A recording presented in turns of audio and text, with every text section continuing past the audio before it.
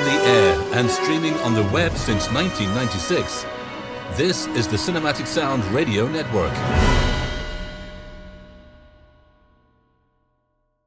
Welcome back to Cinematic Sound Radio. This is the Flagship show, and it's a special program as we have Patreon member Joe Wiles on the program today.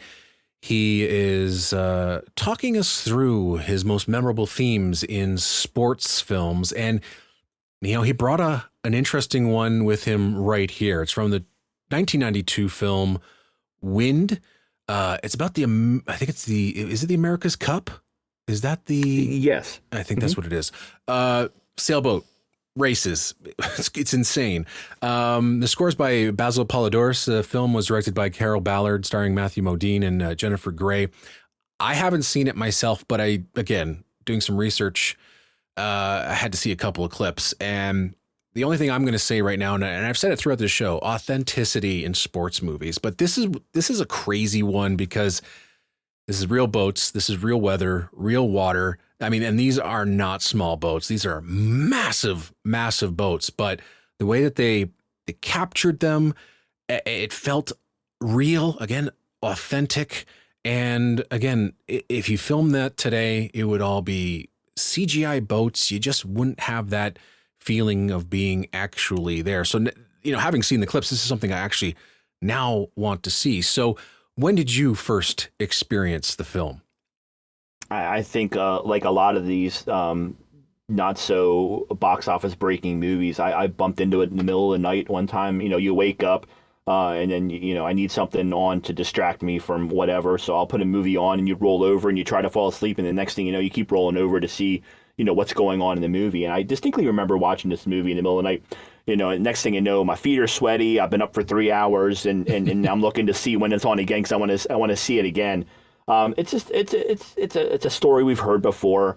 If I remember correctly, Matthew Modine was on a crew team or a boating team. Excuse me, I don't know the terminology. And I don't think things went really well. And I think he has a bad reputation in the sport.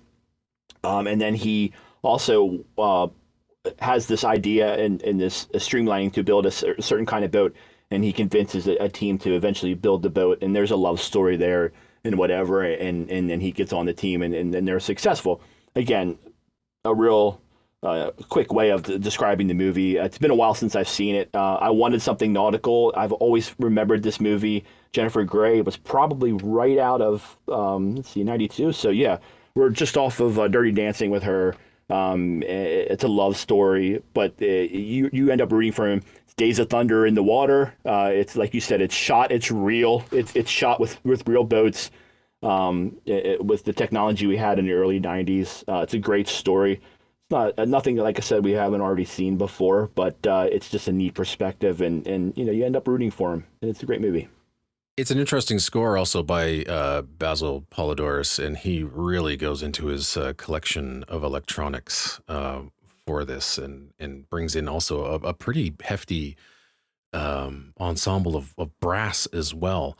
Tell me a little bit about the cue that you brought with us, which is called Winning, and I think this is near the end of the movie. Yeah, absolutely. I mean, if this movie has an anthem or if it has a theme, it's this one. This is the triumphant. This is the quote unquote last pitch, or the final out or whatever. But I like his ability to paint the picture from a nautical point of view. You can smell the water. You can hear the pace. You can hear the speed in the music. You understand what's going on. It's believable. It's nautical. It's not too nautical. There's no harmonicas or anything there's no sea shanties, but you know where you're at, and just by the pieces of the instruments that he chooses, where we're at, what we're trying to do, and it's very believable. It's not over the top, but there is an anthem to it. Yeah, and what the sense that I get from the score and from what I've seen, it's creating this triumphant atmosphere as well, or this exciting atmosphere. This sport is quite exciting if you're involved in it. And I know a couple people that have sailed and participated in, I guess, sailing competitions. It's pretty crazy. But it also really brings home the sense of danger as well. It is I mean, just watching this, and I've seen some of this in the Olympics. It's just absolutely nuts how dangerous this sport is. I mean, these boats are huge, and how close they are to each other. You know, racing up and down the water, and I mean, just one wrong move, and you're in the water, you're crashing through a boat. And I think Poledouris does a fantastic job, really commentating on this film at how just absolutely dangerous this competition is. Yeah, you definitely get a sense of danger. You know, these things are gentle giants. There's definitely weight to his music. It's all projected very, very well. So here now is music from the 1992 film Wind. This is the track Winning, with original score composed by Basil Poledouris.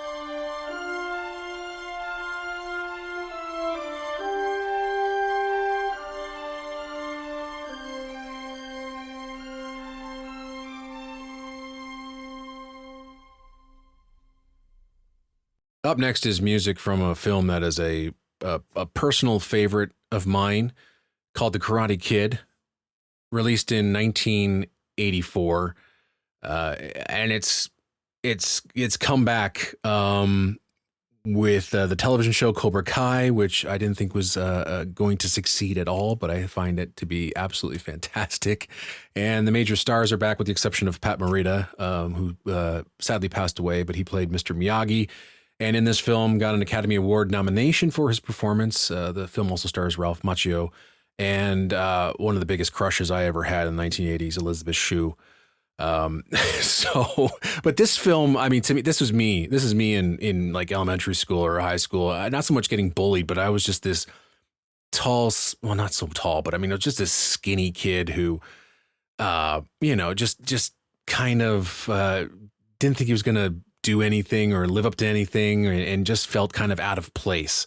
I didn't meet a Mr. Miyagi, but I just kind of felt like I understood Ralph Macchio. I moved a lot, so I could understand moving from your home and going somewhere else. And the original score for the film was composed by Bill Conti. This is another classic, and the sequel, absolutely love Karate Kid Part 2, and again, that's another personal film for me as well. So, tell me about your experience with the Karate Kid. When I sit down and I thought to myself, I have a great idea. Let's do sports movies. And I, off the top of my head, wrote 4 or 5 or 6 movies that I thought I'd like to feature. And then I went and kind of checked my work, and I Googled, I said, what are the top most memorable film music from sports movies? And the 6 they picked were the 6 they picked. And I was thinking to myself, I want a little something better for your show, Erik. I want to bring something to the table, but my list was genuine, but I was like, oh, crud, here we go. So, Karate Kid, like you said, I think you and I are probably really close in age. The thing that comes to mind when you're telling your story about this in this movie and how it affected you and how you related to it is we're at that age and at that time in our life where we're just trying to figure it out. Mm-hmm. We're just trying to hold on for dear life and save face and trying to figure it out. My mom took me to go see this movie. Her and I were movie buddies for the longest time. You came back from this movie and you wanted to learn karate. That was just like you watched Footloose and you came home and you wanted to learn to dance. And when you saw Karate Kid, you came home and you wanted to learn karate. It's just how it was. And then the music always stuck with me. And I always was a big fan of the movie. It just all around. And you're not alone with Lizzie Shue. She's a doll baby and always had a special place in my heart as well.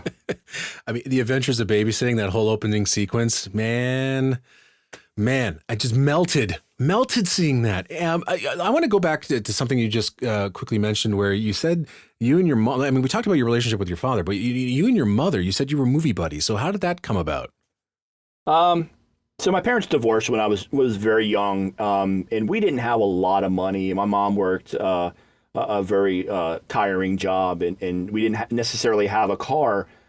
So we walked a lot of places, and she walked to work and I walked to school. And there was a 2-screen movie theater within walking distance of where our apartment was. And I was becoming a big Star Wars fan, and we saw all the Star Wars movies and whatnot. And whenever something was playing in that little 2-screen theater, a lot of times we would go to see movies that we really didn't care about and ended up falling in love with it. It was just what I said before. It was escapism. Movies were escapism for me. Yeah, my regular life wasn't horrible, but it wasn't all that great either. So if I can escape for 2 hours and just be someplace else with somebody else, my mom and I, we were always movie buddies. We were music buddies, and we still are. And it just... It was a time and place in my life where, like I said, it wasn't the greatest, but we worked with what we had, and it worked out great, and it's the memories that I'll never, ever forget. That's fantastic. Yeah, because, I mean, one of the biggest memories I have with my mom, and I've mentioned it before, I mean, she's the one that introduced me to Raiders of the Lost Ark, and everybody out there knows how much I love that film and I love that score. So do you have a one distinct memory or moment of seeing a movie that just kind of hit you, with your mother? Good stuff. Nothing that really. She took me to go see Kramer versus Kramer when I was way too young to really get what was going on, and then she made me go see Without a Trace, and it was the first movie that I ever cried in. And the movie is over, the lights come up, and people are getting up, and I'm just got my head in my lap, and I'm like, I'm not leaving quite yet. I'm still trying to get my crap together, So. It just fun stuff. I remember we saw Raiders of the Lost Ark probably 4 times in the movie theater. Wow. We didn't have money to see it once, but we figured out how to go see it 4 times. And she would tap me on my knee when it was getting close to the melting faces part because I would hightail it out of there. But I remember just having that relationship and having that bond through the Star Wars movies and through the Indiana Jones movies. And that's a relationship that I have with my family and my son and my wife now. And we're big movie people. We're big Marvel movie people. We're obviously big Star Wars movie people. We go to the movies to escape. We want to see a spectacle on the screen. We want to see something big. We want to see it loud. And if it's a Marvel movie, I guarantee we're probably there opening night. And it's an event. It's a no-brainer for us. It's something we look forward to. I really hope everybody has that kind of experience one way or another. I know we're kind of skipping over the Karate Kid here, but I'm still very interested in this. And now going back we're now going forward, and you are experiencing movies with your children. How old are they, if you don't mind? Yeah, my son is 14. I just have one. Just one. Okay. He's 14 years old. He's identical to me, and he's a lot smarter. So I basically say to society, best of luck, because he's academic and he can figure it out a lot quicker than I am, and he's better at it. And he's a smart kid, and so he's society's problem at this point. And we're all better. We're all a better world because of him. So I look forward to. He's got the sarcasm, but he knows how to land it. The kid's got comedy timing that it took me 20 years and 4 seasons of whatever Robin Williams and Billy Crystal were doing at the time to get through, and it took me 7 seasons of SNL to even get close to the comedy chops that kid has right now. So I couldn't be prouder and frightened all at the same time. Yeah, that reminds me of kids as well. Do you have a particular memory? Like I always say that, one of the greatest things about having children is watching your favorite movies through their eyes for the very first time. So do you have that one moment with your son where you're watching something for the first time and you're not watching the movie, you're just watching his reaction? Well, let me tell you a different story from the question you asked me, and then I'll answer your question. So he was kind of young, and I would say kindergarten, first grade. Now, this was the first Marvel movie him and I were going to go see on opening night. So it was Age of Ultron, and he was a Marvel fan. I was a Star Wars fan. He stayed away from Star Wars for the longest time because he just couldn't compete with me and whatever. But he's come around since, and he can take me to school backwards and forwards from a galaxy far, far away. That's for sure. Anyhow, so we're going to go see Age of Ultron. I'm going to pick him up at school. So I go wait in line with all the other parents, and I go pick him up. And there's something a little off. He comes out, they call his name. He comes out, and we're walking, and he's walking in front of me, Erik. And I'm like, that's strange. I thought he'd be a little bit more excited about this. And as we're walking to the car, I'm starting to figure out a little bit what's going on. His name is CJ. CJ, how was your day? Good. And he keeps walking. And then I ask the question. When you're being disciplined, he's a great kid. He's a smart kid. He can control himself. He had a substitute teacher that day that he didn't necessarily see eye to eye with. And now I think it was first grade, but it could have very well been kindergarten. And when you get put on a color because you're acting up, so you start all green, now you're on yellow, and then you go to the DEFCON red. My son was never on red. He skated by a couple of yellows because he's inquisitive. So I stopped in the parking lot, and there's parents and there's teachers, and there's kids coming and going, and it's Friday, and it's a lot of hustle and bustle. Color were you on, Chet? And he stops dead in his tracks, and he turns around, he looks at me, and he's got tears in his eyes, and he goes, please don't yell at me. so we get to the car, and I'm looking at him in the rearview mirror, and he's just bawling. And I said, what color were you on? He goes, red. And now, here's the part in my fatherhoodness that, the quandary. I want to see the movie, Erik, but I can't, set the wrong example. So what do? I call a friend. I call mom. So I explained to him what's going on, and I said, listen, your son, not my son, your son was on red today. I want to see this stupid movie.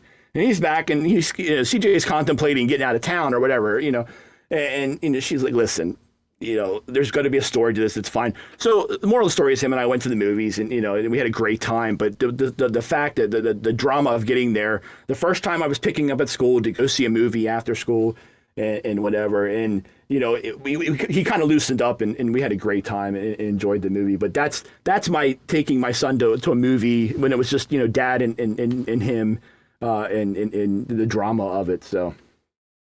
So getting back to the question, so was there ever a film like Star Wars for me for my son was him figuring out that Darth Vader was Luke's dad, and him turning around and literally saying to me, really?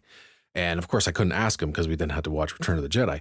But was there ever that kind of like wow moment that you were just waiting for, having shown him one of your favorite movies? Trying to think. I nothing really comes to mind. I hate to be anticlimactic. There wasn't anything that was just, pressing. He was always better off doing things his own way at his own time.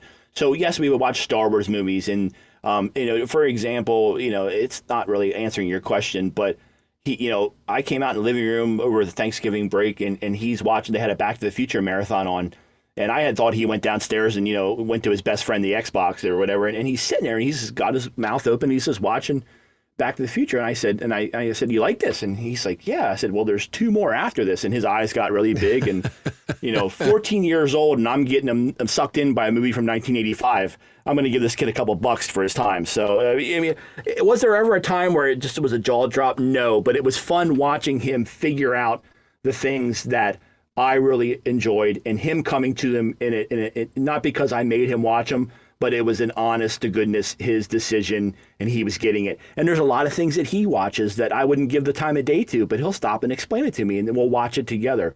We watch the Marvel TV shows, and we watch the Star Wars TV shows, and all the stuff on Disney Plus, and that's important to us. When he gets home from school, we're watching it, and we watch it together.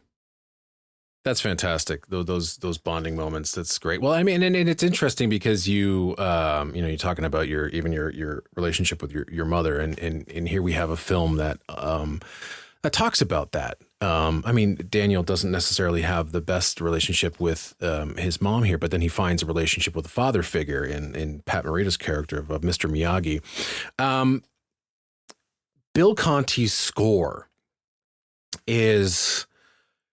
It's not huge. It's not a huge score. It's minimal, not minimalistic, but minimal, not very long, but it really captures the drama. The thing that I like about it is that I think if you made this as a contemporary film, although they did try it with Will Smith's son, and James Horner just crafted this incredible, huge score for it. But I mean, you would think that you'd have something more modern in the music, but I always felt that when I saw these films that probably should have had a sound like that, but then all of a sudden you're hearing these exotic instruments or even just an orchestra.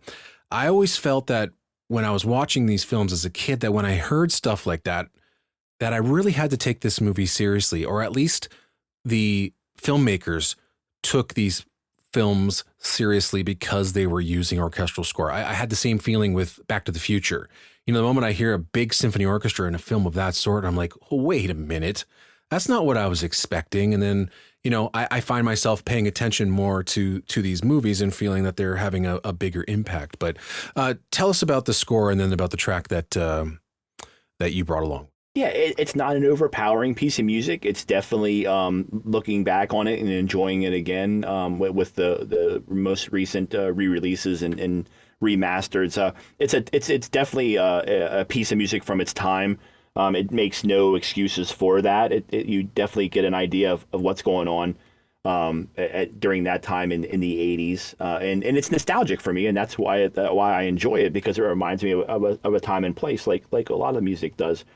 The piece of music that I picked today was called "Training Hard," and man, to me it's a gut punch. It's a journey piece. It starts off in the scene where Mr. Miyagi, Daniel LaRusso, comes to see Mr. Miyagi like he's done numerous times, and he finds Mr. Miyagi kind of had a little bit too much to drink that night, and he puts him to bed and he gets him to sleep. And as he gets him to sleep and gets him in bed. He's reading the newspaper clippings on the walls, and he's starting to understand the history that this guy's come from, the drama, the war, the love of his life that he doesn't get to spend time with because of that. And he starts to understand. And then Daniel stops being the student. He starts becoming the teacher.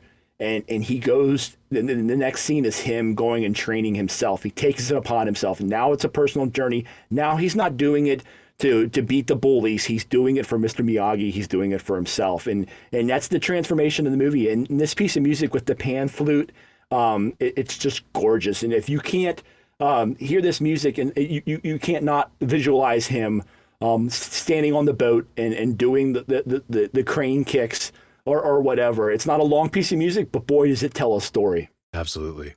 Yeah, well said. Couldn't have said it better myself.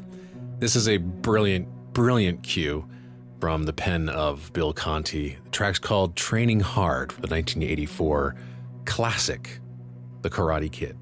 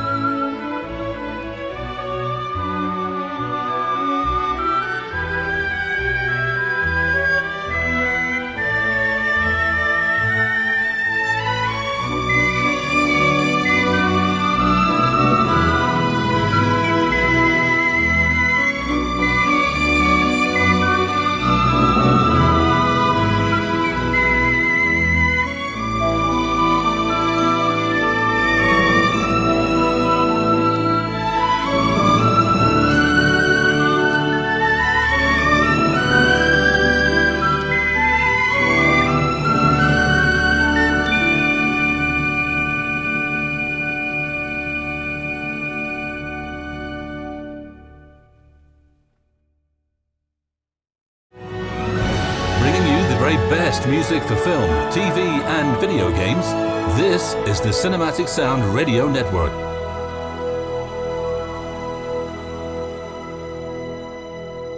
Welcome back to Cinematic Sound Radio. This is the Flagship Show. My name is Erik Woods, and our guest today is one of our major Patreon members, Joe Wiles. He has brought along with him memorable themes from sports films. We're having a wonderful conversation here. And our next selection comes from one of the great football films, Remember the Titans, which was produced by Jerry Bruckheimer, stars Denzel Washington, but also contains what is probably one of the most iconic sports scores ever composed, written by Trevor Rabin. And what is sad about the whole soundtrack situation is that we only have commercially that one suite off of the soundtrack album. And there was a promo released, thank goodness, which contains a lot more of the score, and it really just fleshes it all out. And Trevor Rabin really knocked this one out of the ballpark. So tell us why you brought music from Remember the Titans. We're going to go on a long journey and to get to a certain point, and bear with me because it'll make sense in the long run. I don't know this movie very well, but I'm going to tell you why this piece of music is relatively important to me. Because I heard this piece of music numerous times in numerous things, and I didn't know where it was from, and then I had to go investigate where it was from. I was familiar with the movie. I've seen the movie, but I don't remember that piece of music during the movie. Whether it be award ceremonies, at sporting events, whether it be political campaigning, regardless, this or trailers, movie trailers that needed some temp music to tell a story. I've always been fond of movie trailers, Erik. Whether it be because I have a small attention. I like little things and little bites. I get bored quick, and there was a moment that I had a revelation one time, and now bear with me. I'm watching a trailer for a movie called Saving Private Ryan. Mm-hmm. There is a piece of music in a certain trailer in that for that movie, and I saw the movie Saving Private Ryan, and that music wasn't in it, and I was confused. And this is, I guess the internet's there. It wasn't the tool it is today. Mm-hmm. But I had to do some digging in, and come to find out, this piece of music wasn't from Saving Private Ryan. It was from American President. Mm-hmm. Now, I have come to since love American President because I had to go figure out where that music was from Saving Private Ryan. So I came in, So I came into this piece of music from Remember the Titans because I heard it someplace else. Can't necessarily tell you exactly where I heard it from. I knew Rudy very well. I knew the music from Rudy very well. I also saw the trailer for Good Will Hunting numerous times and never put two and two together that the original trailer for Good Will Hunting had the music from Rudy in it. Right. I was fascinated by that. They can do that, and they can do it so well that I don't even notice. So this piece of music, this piece of music from Remember the Titans, it's a great movie. I don't necessarily have a big emotional attachment to it. However, I'm emotionally attached to this piece of music because of what they can do with it in other places that I've bumped into that very similar thing, through my fandom. Yeah, I know I was complaining about, only having this one track, but man, the suite they put together it contains all the really the best music from the score, and it's just a fantastic suite that's available on the commercial album. But it's interesting, you bring up trailer music, and I mean, we were coming, I think, to the end at that time of film scores from other scores being used in films or film trailers. I mean, it was prevalent in the 80s and in the 90s, and sometimes in the 80s you'd actually hear a piece of music from the actual score itself. But I mean, we all know about the classic cues that just played constantly in trailers, whether it's music from Robert Folk's Toy Soldiers or the classic Bishop's Countdown from Aliens. There was so many recognizable tracks that came out of film music, but they are recognizable because they belong to another film's trailer, which is so crazy. So that's why, I mean, this story of you coming to this score and realizing that it came from something else and not essentially remembering the Titans, I find is a very, very unique experience. And I'm sure, other people have experienced that before, because I mean, you hear it all the time where it's like, how come this piece of music wasn't in the actual movie? Well, I mean, that piece of music actually belongs to some other film, and people are rather confused, but it'd be interesting to hear more stories. I mean, man, we should talk about that somewhere on Facebook or Twitter, or put a poll out. Just, I would love to know how many other people came to a particular film score because it was used in another film that didn't actually relate to, or whether it, came from a trailer. But yeah, it's and also it's use in sporting events. I mean, it's all over the place. It's amazing how iconic it is. Yeah, it's a perfect piece of music. I mean, it like all sports music, it's a journey. It's sacrifice. It's hard work, and all these things you feel and you can sense. And even it's a short piece of music, but it does the job. So we have a treat for you, because this is music from the Remember the Titans promotional album. I'm not sure whether this was an FYC album or actually it was a promo, but anyway, this is called Virginia, a very, very short cue from, I think it's a classic score. I really do. It's a modern day classic written by Trevor Rabin from the 2000 film Remember the Titans.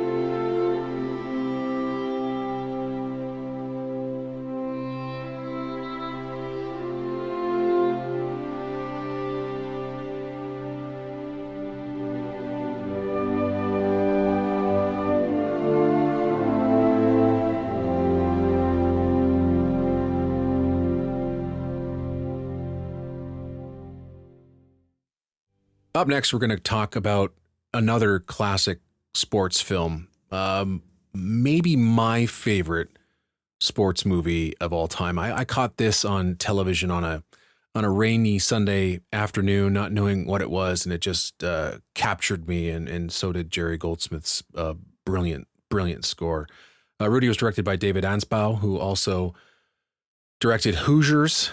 Jerry Goldsmith also wrote the music for Hoosiers, and tells the true tale of Rudy Rudiger, who was a walk-on to play for the Notre Dame Fighting Irish football team, and Rudy is brilliantly portrayed by Sean Astin, who, in my opinion, should have got some award recognition for his performance in this movie. And there are so many brilliant scenes, and one that I always constantly go to just because it's a wonderful mix of music and visuals is the first training sequence when Rudy finally makes the team. And just like I said, you could almost feel and smell the morning dew on the grass, and them just kicking the crap out of each other on the training field, and Goldsmith is just pouring it on, but with I think it's a rather simple score. Nothing overly complicated, but it just packs one of the biggest emotional punches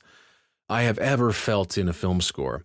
So tell everybody why you brought Rudy onto the show. Well, I'm going to be honest with you right off the bat. I am not a Notre Dame fan at anything. But when you describe this music as being simplistic, that to me, I agree with you. It's holy. It's very simple. It doesn't need to overplay itself. It's classic. It's light. It's innocence. And like the piece of music you were describing earlier, I believe that's called Tryouts. Yes. You can see the mist on the ground in the morning. You know what it smells like. You can feel that it's cold. The sun is warm, but the air is cold. You can feel all of that. It's a great score. I tried to spread out my cliche sports movies a little bit, so we weren't bombarded. I like to think it's almost like a Hoosiers 2.0, where they all kind of figured themselves out a little bit and had an opportunity to Goldsmith had an opportunity to hit the sports movie up again. But I really honestly think that, coming from Notre Dame, it's pure, it's holy. It's a cathedral to many and to most, and I respect that. But I don't celebrate it. And that's only because of the college sports team, not because I have any problem with Notre Dame itself. Nevertheless, because it can't hurt to try. But this piece of music that I chose is a very memorable and quote unquote gut punch moment for me. And I believe I have it right, because I listened to it a couple of times and I was having problems finding the piece of music from the scene that I wanted. But I do believe this piece of music is called A Start. And it is a little bit into this piece of music. Rudy finally gets the letter accepting him into Notre Dame, where he can begin his journey and quote unquote get a start to getting himself on the team and getting on the field someday. It's a rewarding. Again, it doesn't necessarily spend a lot of time talking about the journey. I think to me, though, it's the innocence, it's the self-pride, it's the reward, it's the sacrifices that he made. In his love life, in his family life. He's not respected by his father at all. I totally forgot. I've seen the movie 100 times. Totally forgot that his father was, I'm sorry, now the name's is slipping me. It's, he just passed away recently. Oh, Ned Beatty. Ned Beatty. Yes. Yeah, it wasn't until I was watching a montage of his movies after his passing, I was like, I've seen Rudy a million times. I forgot all about the fact that was Ned Beatty. He does a wonderful job. He plays the person he's supposed to be at that time in that life. Yes. If your son, who's a quasi half decent student, says he wants to go play football for Notre Dame and he's the size that Rudy was, you can't blame him for treating him the way that he treated him. That's right. But Rudy's mission to go to Notre Dame and play football, it was mostly for himself, but it was also for his father too. And a great story, great true story, wonderful piece of music, and I'm very happy to be able to play it tonight. Yeah, and as much as a lot of it is there's some great, just rousing cues. And I said the tryout sequence, the thunderous drums that Goldsmith employs, matching the tackles and the bashing of pads. But it's interesting you talk about that moment of seeing that, the morning dew and how that starts. It's a very simple orchestration, but it's just this little fluttering flute that, signals exactly what you see there that morning, and then it turns violent. But I mean, when you were describing that, I heard that flute, and I mean, I had goosebumps all over my arms, and that's just incredible.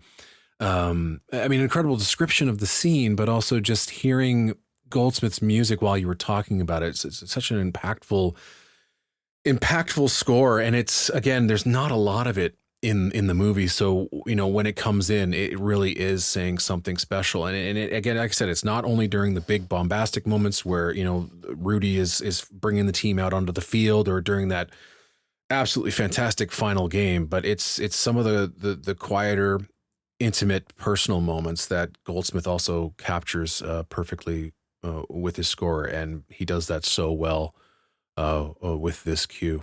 And it's too bad that he never got to, Jerry Goldsmith never got a chance to work on that soccer film for David Anspow. I'd be really interested to hear, them teaming up again and finishing the trilogy of sports scores.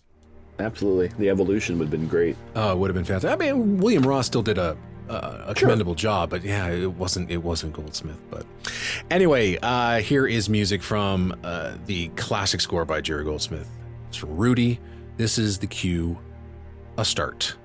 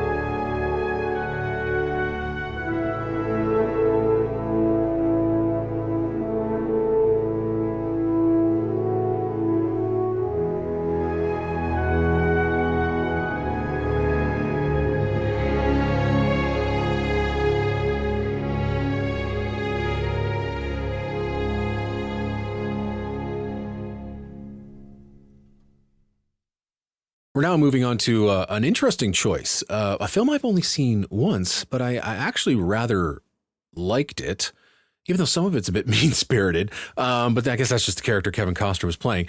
But it's from the golf film, Tin Cup, directed by Ron Shelton, and Rene Russo also co-stars in the movie. And I remember really liking the film. I also really liked the U.S. Open moments. Again, authenticity. It actually felt like these guys could actually play golf. It was actually shot on, real golf course, and they're taking real swings. And that's what I like about the good sports movies.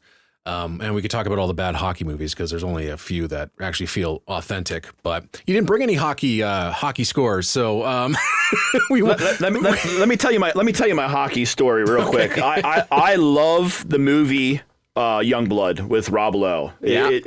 I love the movie. I love listening to Rob Lowe's podcast, and I love every once in a while he'll drop a little Youngblood knowledge, and I just eat it up. There's not a lot of great music in Youngblood. I tried. I found it on YouTube. It's on vinyl. I don't even think it's on CD. But I really tried, and I'm not that familiar with Slapshot. Miracle would have been great, but I don't have a lot of personal with Miracle. But great score though.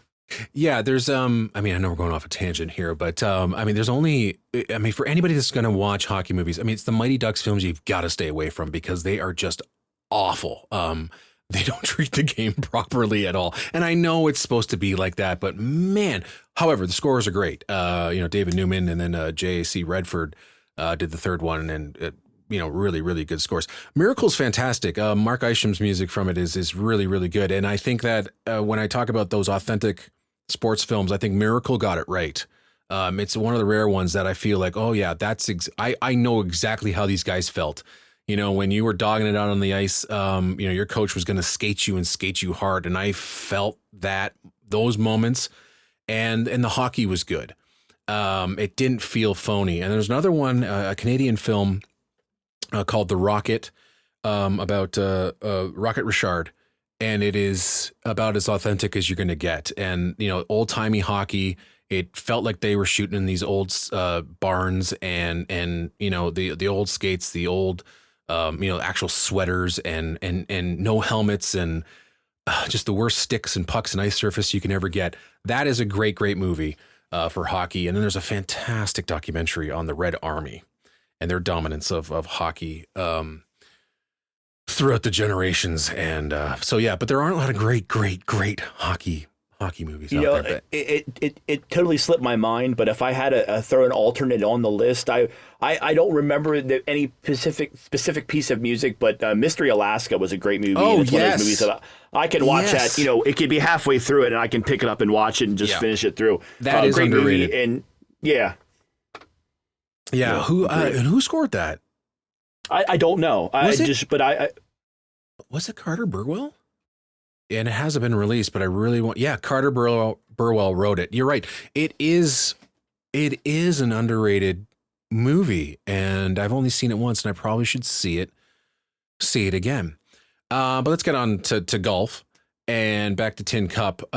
William Ross wrote this rousing score for it. Well, I mean, a score I never thought that I would hear in a film of this sort. And you brought along one of the most rousing cues I think I have ever heard in a sports film. So tell us about it. And you have actually some history with this album that it comes from. Yeah, a little bit. My wife, when we were dating, this movie was out on videotape. So I'm dating myself again, which I don't care. It's fine.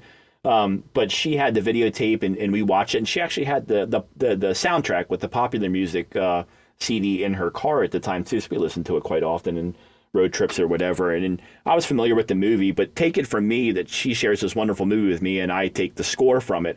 It wasn't until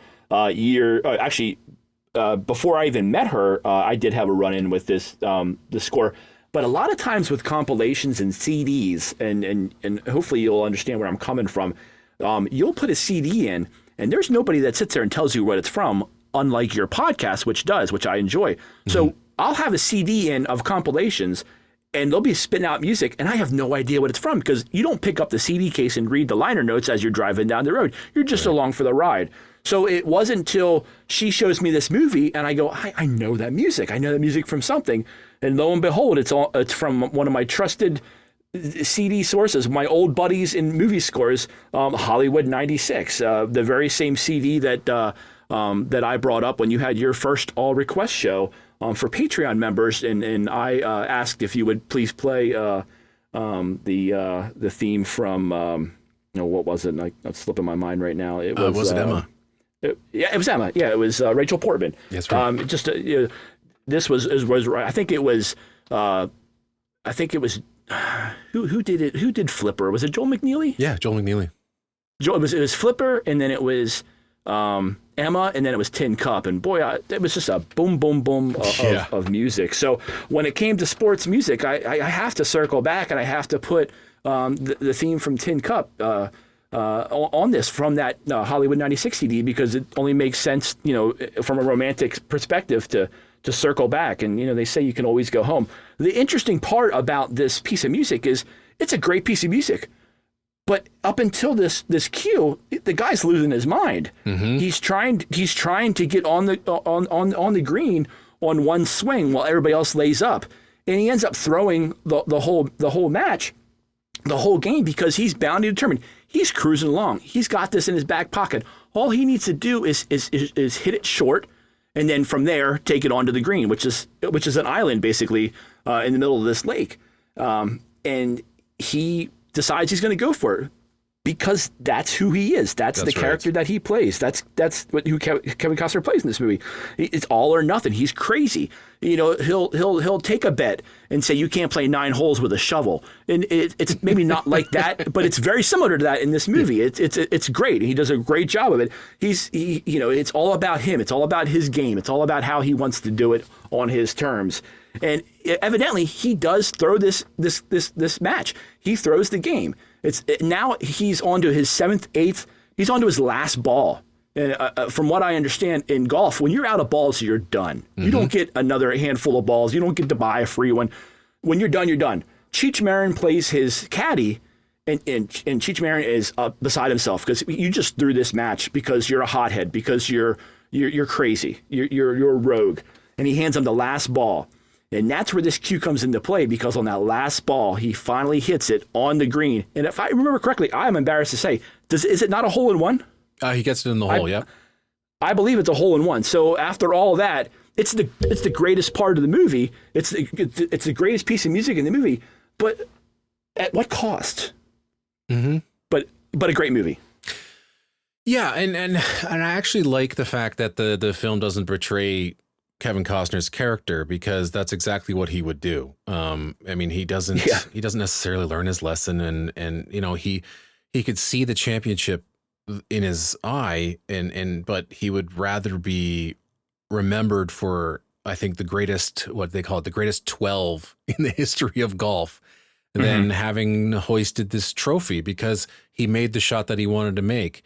And I mean, it's a bit odd. I'm sure everybody's, you know, would still be, if this was true, if it ever happened, I mean, would be rather shocked. But it's a weirdly triumphant moment for a guy who blew his chance to win a major tournament, and this being his only chance of winning a major tournament. But like I said, the music itself, again, I remember seeing this film and not knowing who was scoring it or what it was going to be like. And it's got two different tones, but once you get to the US Open, man, is William Ross just absolutely piling it on. He's got a massive orchestra just playing some of the most rousing sports music you will ever hear. And I thought, oh my God, I have got to get this score when I'm done. And of course, it was never released, with the exception of it coming out on a promo. But as you said, it was released on this fantastic series of, well, and this was the last one that Varese would do. Varese was doing these Hollywood series for 3 years, and if you could ever find them, they contain some of the finest film music re-recordings you'll ever hear. So it's Hollywood 94, Hollywood 95, Hollywood 96, and they tried to do it again in 1999 after The Phantom Menace came out. And they have a bunch of new recordings of, I think it's The Mummy, The Phantom Menace Suite, a couple of other tracks along with original recordings as well. But they used to do these yearly roundups, but with new recordings, and always fascinating to hear them. And they would release albums like this that had cues on it from scores that weren't commercially released. I mean, another gem on this 96 album is music from Phenomenon, which has never been commercially released. But I mean, if you get a chance, check them out. But yeah, Tin Cup is, it's a special movie. It's a different movie. It's got some interesting characters, and it takes a twist that I don't think necessarily expected it to go. I can always appreciate a piece of music also, Erik, that, it remembers its roots. And when I say that, I like the cue towards the end of this piece of music, or the leitmotif, mind you, of Amarillo, Texas. I believe he owns a driving range, yes, and he's a quote unquote golf pro. That's and right. There's definitely some Mexican type romantic themes to the music. And towards the end of this piece of music, you kind of hear it go back into that again, and it's rewarding because I saw the movie. I know where it's coming from. I know what they're trying to relate to, and I appreciate that. I feel like I'm being rewarded. Absolutely. So here now is the final cue from Tin Cup, and on the original soundtrack, it's actually called Master of the Game. I'm not 100% sure what it's called on Hollywood 96. Do they call it the theme from Tin Cup? It's just the theme. Okay. Yeah, it's just the theme from Tin Cup. Yep. But yeah, it's the actual finale cue from the score. It's fantastic. Great choice. Thanks for bringing it to the program. This is Tin Cup, written by the underrated William Ross.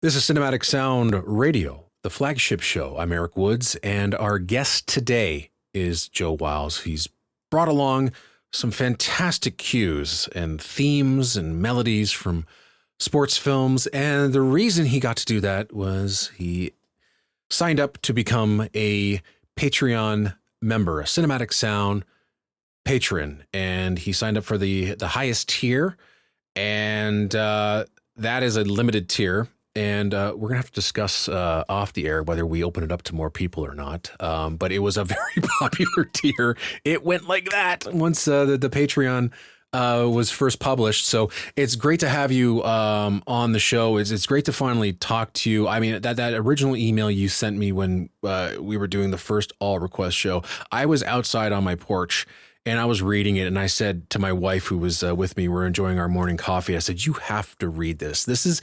These types of emails are the reason why I do this show, because it's just great to hear, where somebody had listened to my show for the first time or where they're from and why they enjoy film music. So It was just absolutely fantastic to finally get a chance to talk to you here on the show tonight. Absolutely.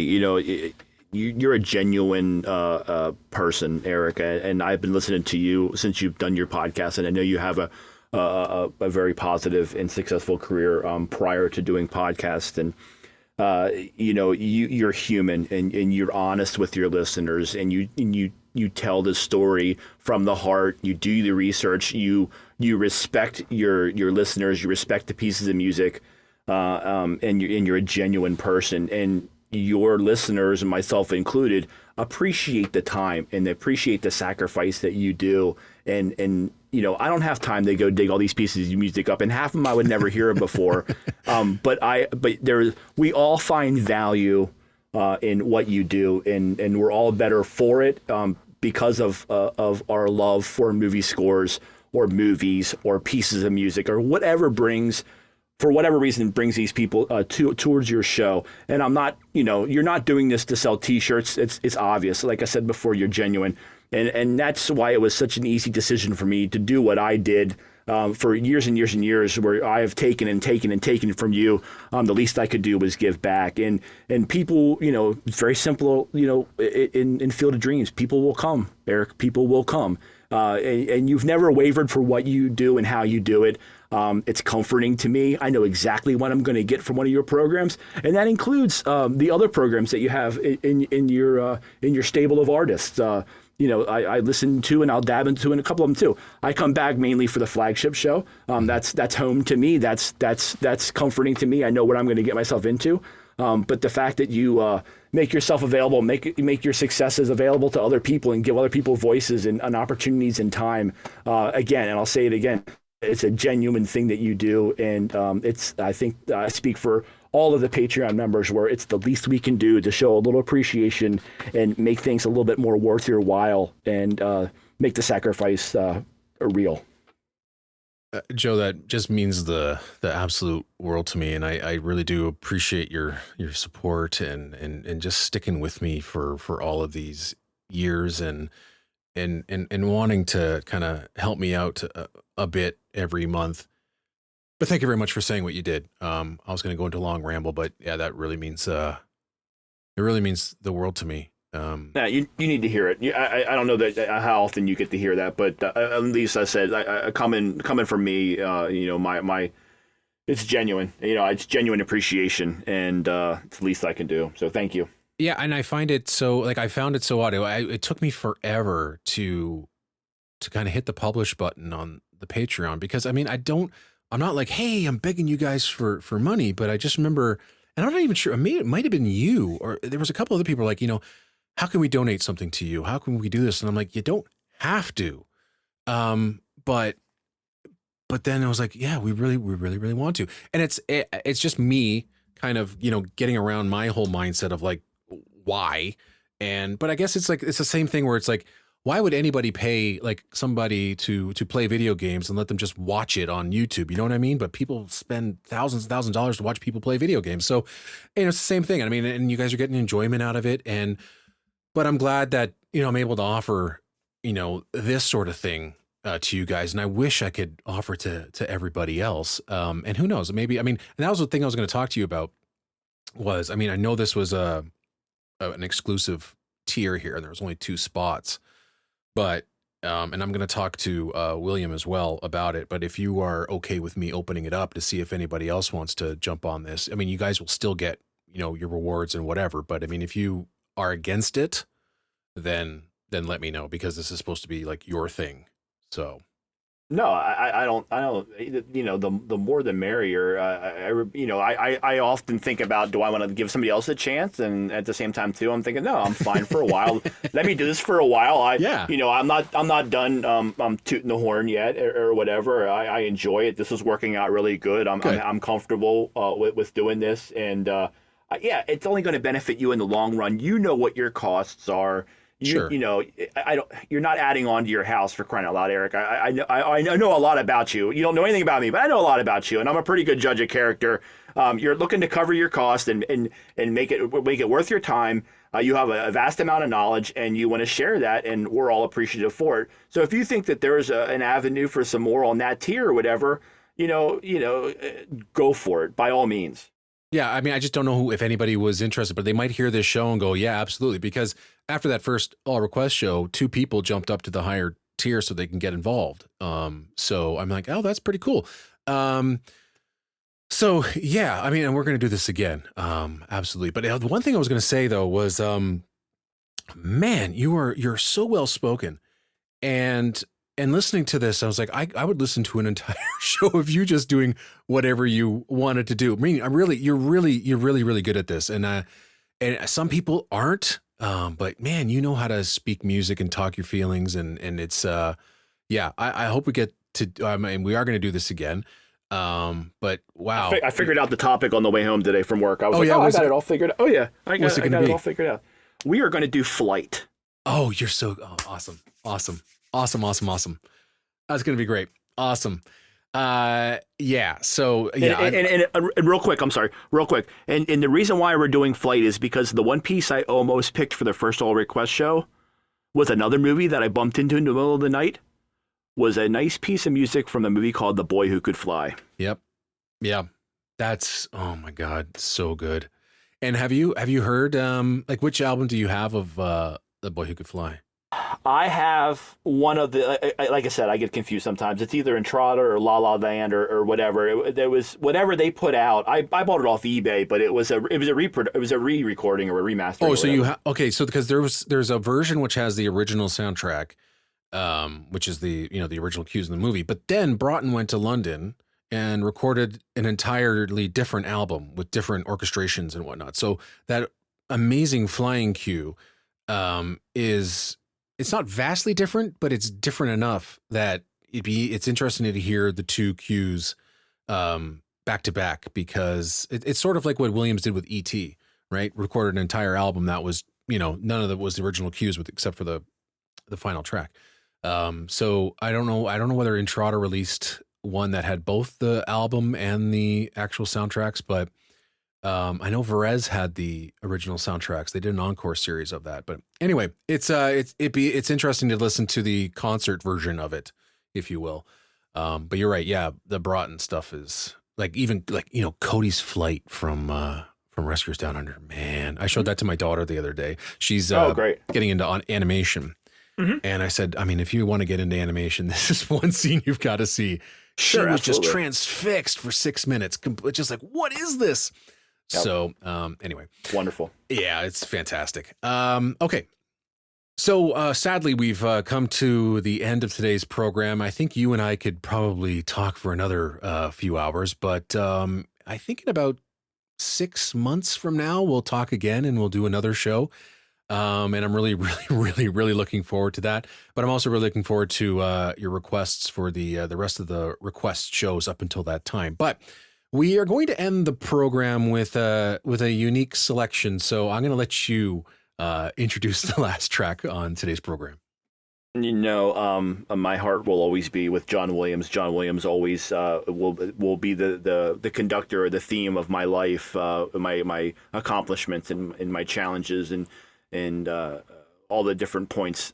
John Williams has been ridden shotgun with me, and it will always be a parent to me, and he was a father figure to me, and always knew exactly what to say without saying a word. And I can't possibly, Erik, come to you with a list of sports music from sports films without incorporating John Williams. Now, aside from his themes from Monday Night Football, he has dabbled in it.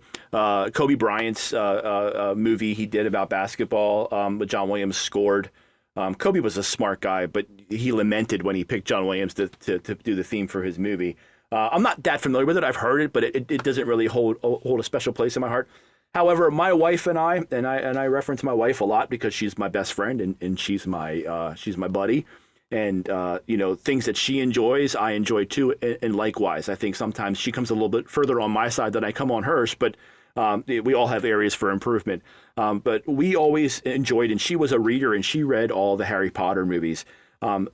Eric, Harry Potter books, excuse me. I would be remiss if I did not include the one piece of sports music that I could think of that John Williams did, other than from Prisoner of Azkaban, the Quidditch third year piece of music. I remember getting this CD.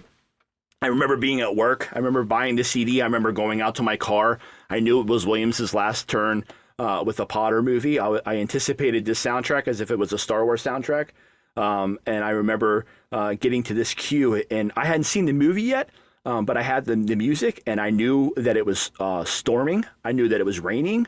I knew that it was stressful. I knew it was fast-paced. I knew that it was dangerous. All these things he describes very well without saying a word in this piece of music. Yeah, it was an interesting selection that you made here, because it's from imaginary sport. It doesn't even exist. Yeah, it's because people are thinking, oh my God, you brought a John Williams cue, and I'm sure there's some people out there going, is it the football game cue from John Goldfarb, or is it the football game cue from Sleepers? Could it be any of the baseball cues from Hook, or what about Black Sunday? That would have been crazy. You know what? You're absolutely right. But all those pieces of music are great, but they're not personal to me, and they didn't make the list. Exactly. Yeah. And I remember hearing Prisoner of Azkaban for the first time, and actually I streamed it for the first time. Doing some editing when I was working in Toronto, and I was listening to it, and I'm like, this is different.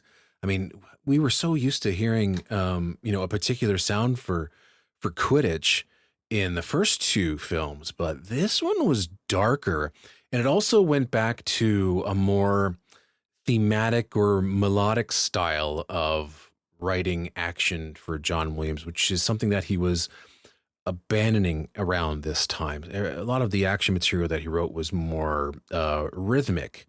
So, when I'm talking about, thematic or melodic, you're thinking about like, the asteroid field, or some of the Ewok music that, he wrote for Return of the Jedi. So they all had, distinct melodies, but he incorporated this brand new melody that we had never heard before in this Quidditch cue. And as I said, it's very, very dark. And I had no idea what I was expecting until I saw the scene, and it's just, they're playing Quidditch in this lightning storm. It's dark, it's crazy, and it's fitting.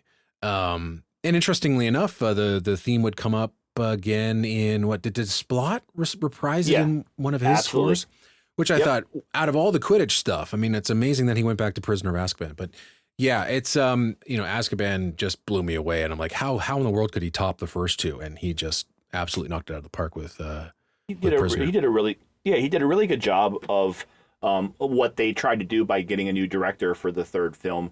The kids are growing up, and therefore the music should as well. Yeah, absolutely. A masterwork by John Williams, and it's great that you brought it here on the program. So before we get to this last cue, is there anything else that you would like to add? Joe, do you want to sell something, or let us know what you're doing, or whatever? Here's your chance. I got nothing, Eric. I'm here purely for my appreciation of music. I have my career. My career and my music are separate. A lot of times my career makes me want to go to my music to relieve stress or go to my happy place. I got nothing to sell other than just to share my appreciation for this music, for these wonderful composers, these fantastic movies that have been a part of my life, and I'm just happy to be able to share them here, and thankful for you to give me the platform to do so. Well, it was an absolute honor to talk with you tonight, and I'm glad we were able to do so. And just getting a chance to finally get to know you, since you know so much about me, and you brought some fantastic music with you, and these two shows, are going to go down as some of the best I think that I've ever done. And these Patreon shows have been eye-opening. They're fantastic. They're sending me down a road I never thought I'd go, and I'm having a lot of fun again. It's not like I don't have fun with these shows, but it's just getting to experience my listeners and my fans and hearing the personal stories and getting to hear some music that I might not have heard before, or just listening to your explanation as to why you've brought pieces here on the show. It's been enlightening, and I'm just so happy that that we got a chance to do this. Yeah, like I've referenced before in my email when we originally had correspondence, we are a family, the Cinematic Sound radio family. We all have a common interest, but we all come from many, many different parts and different paths. And again, thank you. And the pleasure has really been mine. And I look forward to hearing who's next. And you never know what they're gonna choose and why they're choosing it. It's a great sentiment, and it's a great story. Yeah, you said the right word. It is a family, and I consider it a family. So if you are not part of the family and you want to join the Cinematic Sound Radio Patreon family, then please head over to patreon.com/Cinematic Sound Radio. Pick a tier, join the club, and have some fun. And maybe we'll open up this rather large tier that you're now a part of, Joe, to a couple of other people, so that maybe you can have an opportunity to come on and speak with me and play some of your favorite music on the show. Well, to end off today's program, we're going to play music from Harry Potter and the Prisoner of Azkaban. This is a fantastic action cue called Quidditch Third Year, and it was composed and conducted by the great John Williams. That'll do it for today. Until next time, folks, take care wherever you are in this world, and happy listening.